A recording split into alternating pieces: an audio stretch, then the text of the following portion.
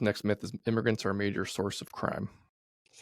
Yeah, so this is a big myth overall. Now, of course, there are a large number of immigrants in the United States, almost 50 million. And at any large group of people, you're going to have some scumbags and some murderers and some criminals, right? And I think the U.S. government should focus on trying to identify and prevent those people from coming. And if they commit a crime here, convicting them, punishing them, and removing them from the United States.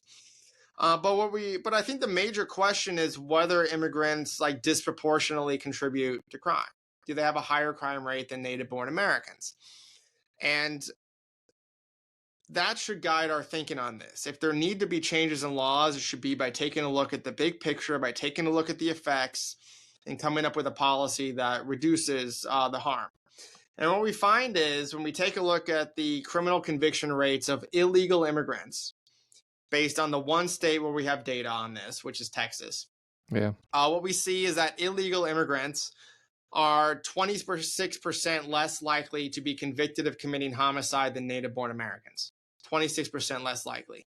And legal immigrants are about 60% less likely. Wow. Which is just a remarkable finding.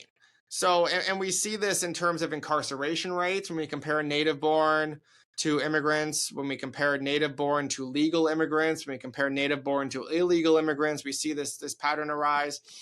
And basically, throughout American history, as long back as we have data into the 19th century, wonderful work by this economists Ran Abramitsky and Leah Bustan have found the same thing.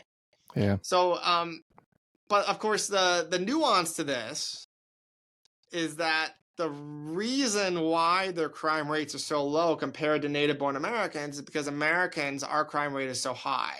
Yeah. So if these immigrants were in Western Europe, they'd have a homicide rate about double the native-born Europeans over there.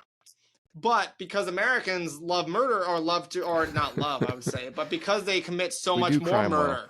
Yeah. Yeah, we do crime well. It's our comparative advantage. Yeah. And so because of that, they end up having a homicide rates just substantially lower than native-born Americans.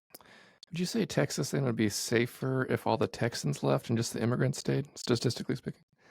Statistically speaking, yeah. Okay. Statistically. We won't go on the record with that, but that is sort of funny.